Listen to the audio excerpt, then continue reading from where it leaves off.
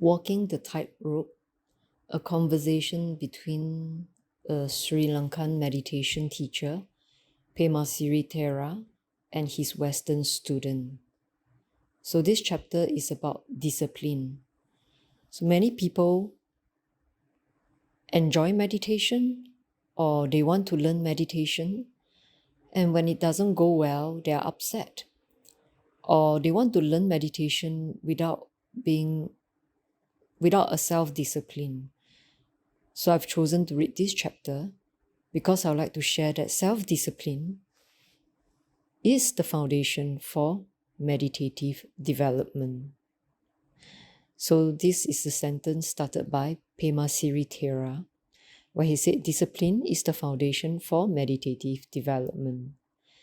At the start of the Sangha, which is the Buddhist monks community, the Buddha's first students were Brahmins, so they were Indian priests, or the highest caste in the Indian culture.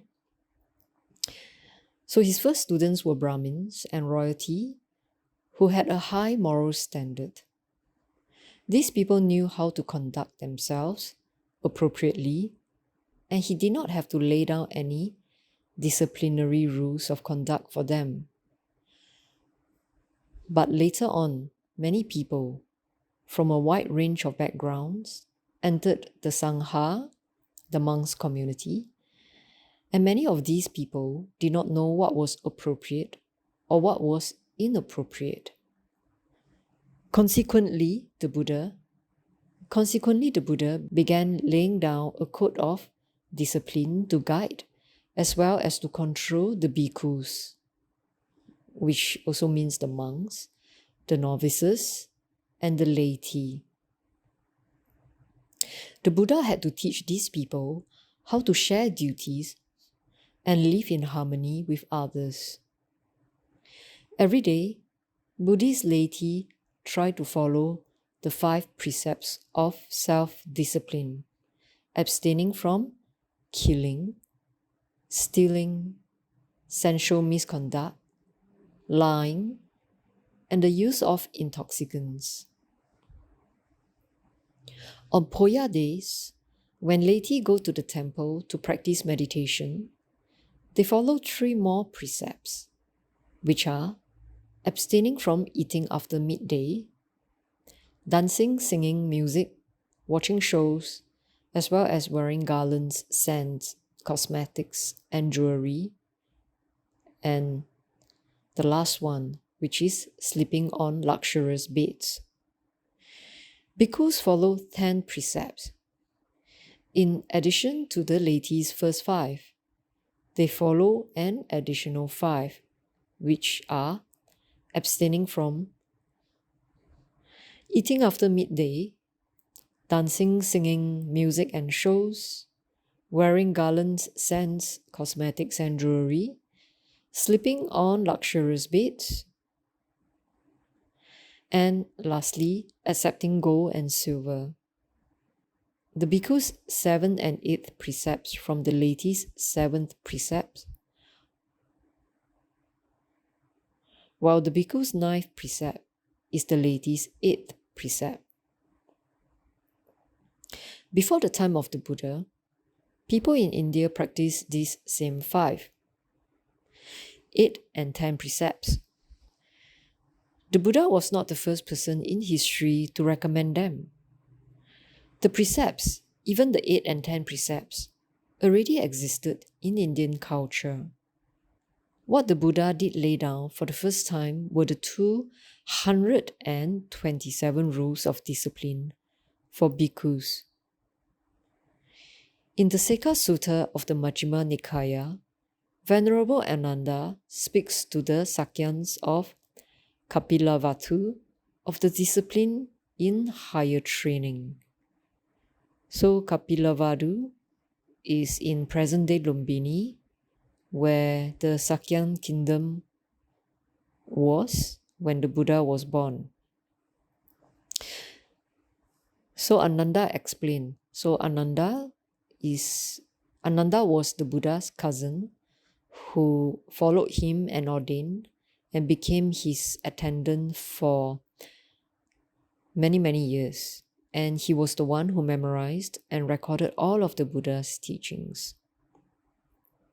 Self-discipline, or Sila, has two aspects, he said. Number 1, abstaining from inappropriate conduct. Number 2, engaging in appropriate conduct. Abstaining from inappropriate conduct means following the precepts and society's basic rules. By abstaining, we support one another and conflicts are avoided. But just abstaining alone falls short. We must also actively engage in appropriate conduct, which means there is a commitment to the wholesome. So in Buddhism, there's no such thing as good or evil. There's only the wholesome and the unwholesome. So working out of compassion and loving kindness, we support others and ourselves. In Buddhist terms, this means living according to the Eightfold Path. A reasonable way to live. The Eightfold Path spells out our responsibilities and the appropriateness of our actions. When we are responsible and act appropriately, there is all there is. Life is easy, simple, and not so difficult. For anyone living in any society, whether bhikkhu or lay, appropriate conduct is crucial.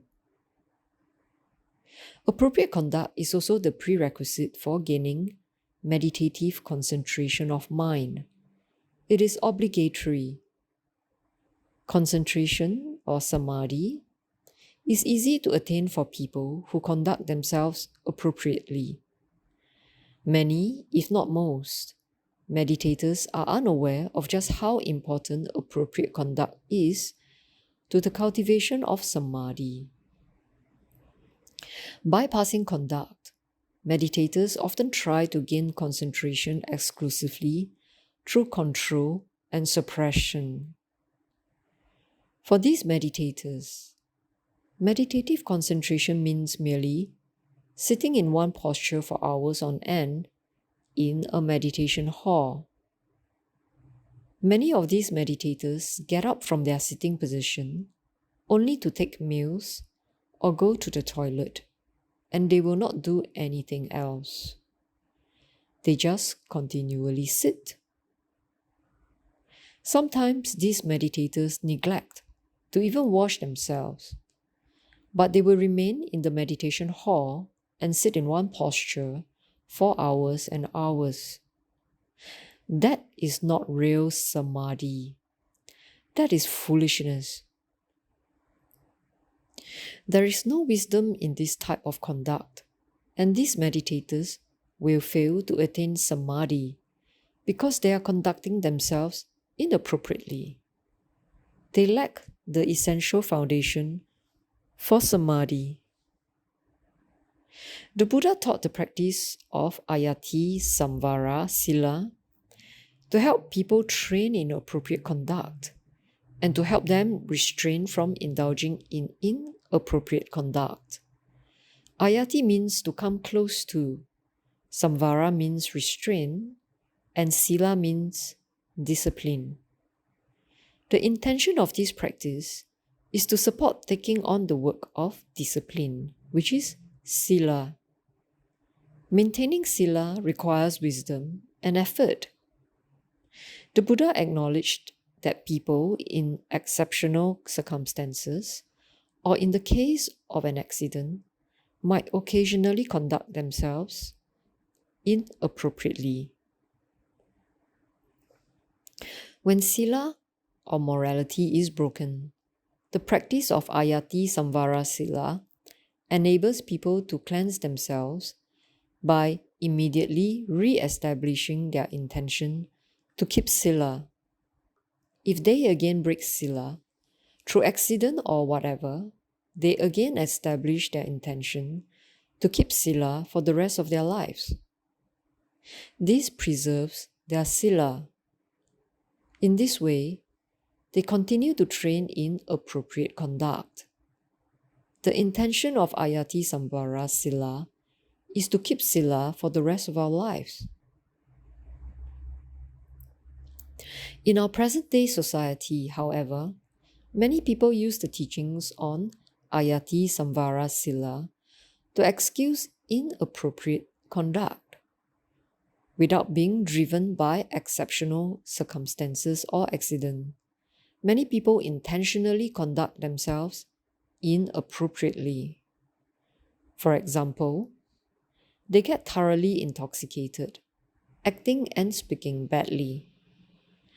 After knowingly indulging in inappropriate activities, they excuse their behavior by using their view of Ayati Samvara Sila to theoretically cleanse themselves.